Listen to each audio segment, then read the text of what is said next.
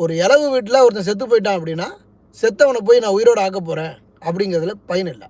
செத்து போன குடும்பத்துக்கு நம்மளால் ஏதாவது நல்லது செய்ய முடியுமா அப்படிங்கிறத மட்டும்தான் யோசிக்கிறவன் தான் புத்திசாலி.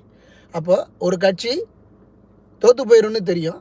அப்போ தோற்று போயிடும்னு தெரிஞ்சு இருந்தும் நாம் ஏன் அங்கே போய் நம்ம ஆதரவு தெரிவிக்கிறோம் அப்படின்னா அந்த கட்சி வளரணும், நம்மளுடைய ஆதரவுகளை தெரிவிக்கணும் அப்படிங்கிற ஒரு நல்ல எண்ணம் தான். ஆனால் நம்ம அண்ணன் சீமான் என்ன பண்ணிட்டு இருக்கிறாப்புலனா, ஒவ்வொரு தேர்தலினுடைய காலகட்டத்தின் போதும் அவர் ஒரு தேர்தல் வியாபாரியை போல செயல்படுறார். வியாபாரியை போல என்னங்க, வியாபாரி தான். இதை நீ நாம் தமிழர் கட்சியில் இருக்கக்கூடிய எவன் வந்தாலும் நீ விவாதத்துக்கு என் கூட வந்து ஜெயிச்சுப்பார்.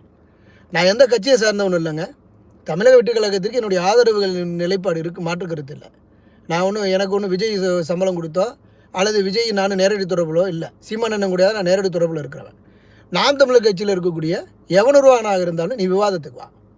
நீ உண்மையிலேயே ஒரு நல்ல ஒரு ஆண்மகனாக ஆண்மையிலும் அரசியல் பேசுகிற, ஆரோக்கியமான அரசியல் பேசுகிற, நான் வரலாறு சித்தாந்த கொள்கைகளை